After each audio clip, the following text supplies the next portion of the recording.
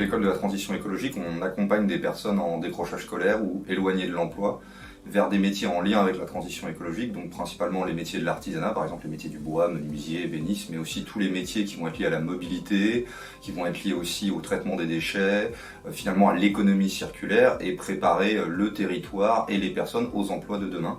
C'est surtout aussi permettre à des gens de découvrir des métiers qu'ils ne connaissent pas.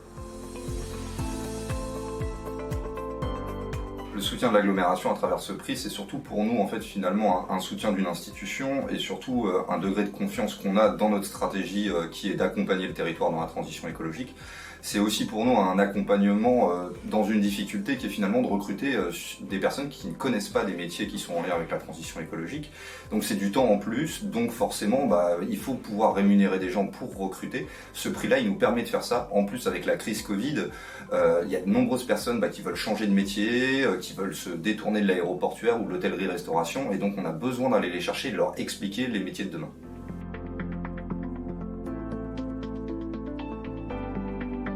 On peut rencontrer aussi des entrepreneurs, des entrepreneuses qui sont un petit peu comme nous.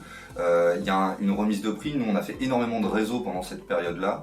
En termes de levier, c'est aussi finalement de dire à d'autres financeurs, on a un soutien institutionnel. Ce soutien institutionnel, il est fort et donc ça nous permet d'aller chercher des fondations, la région, le département, grâce au soutien de l'agglomération. Ça nous a permis notamment d'aller chercher des financements auprès de l'Office français de la biodiversité pour de nouvelles formations qui sont tournées agriculture et protection de la biodiversité. Et on est justement en lien avec les personnes de l'agglomération en charge de l'agriculture et de l'économie sociale et solidaire pour penser un petit peu des métiers autour, par exemple, de la graine à l'assiette, qui est un programme de l'agglomération avec qui on va travailler, avec les agriculteurs du territoire. Ce qui est assez drôle, c'est quand j'ai fait le diagnostic territorial en me déplaçant à vélo de ville en ville, de Villiers, en passant par Goussainville, etc. J'ai été interpellé par une association, l'ASAC, Rodrigue, et c'est lui qui m'a fait découvrir en fait après plein d'associations, plein d'entreprises.